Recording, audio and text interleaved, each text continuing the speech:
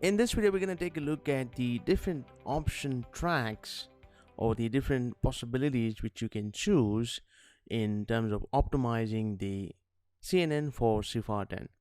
Now keep in mind that the CIFAR 10 dataset needs more layers and more iterations and epochs to actually get to a nice accuracy. So given the restrictions within the IBM Watson free services, you may not be able to fully implement those for CIFAR 10. But let's go through some architectures and let's see how those panned out. So this is one of the architectures. So I have created the model flow here, and there you go. So what we have done here is we have added two extra layers to the original architecture.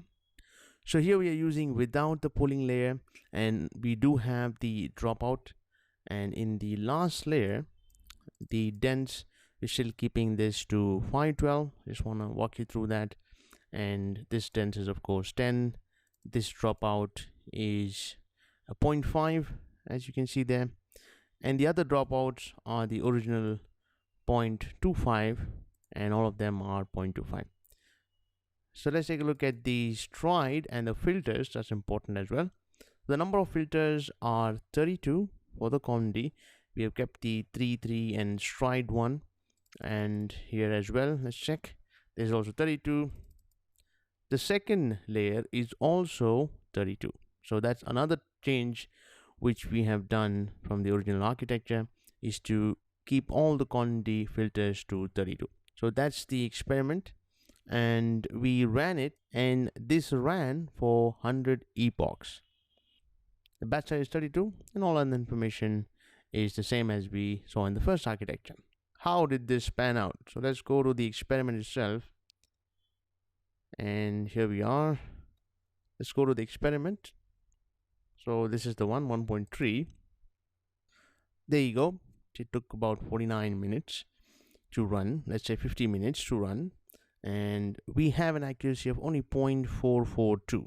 Now actually let's take a look at how this happened. So I'm inside the experiment now.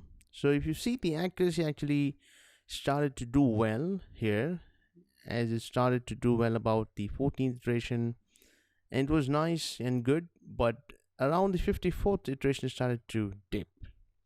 There you go. So the losses mirror image, and for the validation set as well, if you see, the accuracy was actually pretty good. It touched 0.6, and then it started to go down in spikes and valleys.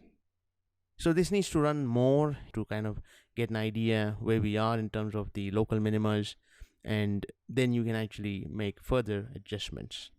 All right, let's take a look at the another one. I'm going to go back to my project here, and let's come down here. So let's go to the first one here, CNN on CIFAR 10. And since we are starting off with the default architecture, the name tends to remain the same. You can have a new flow and create a new name as well. All right, let's take a look at this architecture. So here we see that we have abandoned the dropout in the first two layers, and we have brought back the pooling layers for the first two layers, and then we have the dropout for the next two layers. Then everything else kind of remains the same. Let me show you the filters. So this is 32, and this is also 32. So we kept the 32 filters as it is. We didn't have any negative ReLU slope, and the dropout was 25 and 50 here, and all the other parameters remained the same. So let's take a look at the source here. So this also ran for 100 epochs. The batch size was 32, and all other information remained the same. All right, let's see how this one panned out. So this is the 1.6 experiment for me. All right, here we are. So this experiment took about 42 minutes, and we only have an accuracy of 0.2. It's pretty low. Let's take a look what happened inside.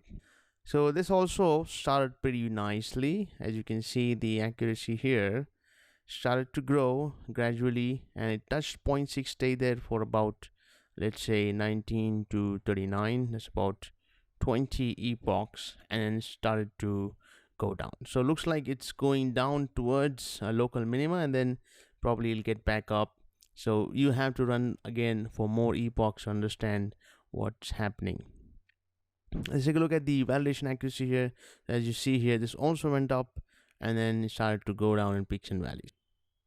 So somewhat of a similar kind of behavior. Of course, the fine print will be much different, but from the outset you see that it did start to catch up to a decent accuracy, then it started to go down, and then it's most likely prone to come back up on the accuracy and of course go down on the loss. So if you have come this far, it's really good going. So in this section, we tried CNN on different datasets, MNIST and the CIFAR 10. So these are the datasets used today in the data science community for training, learning, and more importantly, benchmarking. You started out with a relatively simple architecture, and then we added more complexity and different techniques as we went along. That's a great job. Now, we do understand that it's very hard to actually go through all the different parameters and combinations and the different architectures to build up your context and your peripheral understanding. So, to accelerate this process, I have come across a very nice crowdsourced repository of information regarding different architectures all in one place. So, a big thanks to Rod and other folks who have contributed to this repository. So there are different sections, for example, MNIST. So these are different architectures along with the different accuracies, and we have for CIFAR as well. So let's open one. So this one is good, and this talks about a certain method in the initialization, but we are more interested in the architecture itself. So I'm going to go straight to the architecture.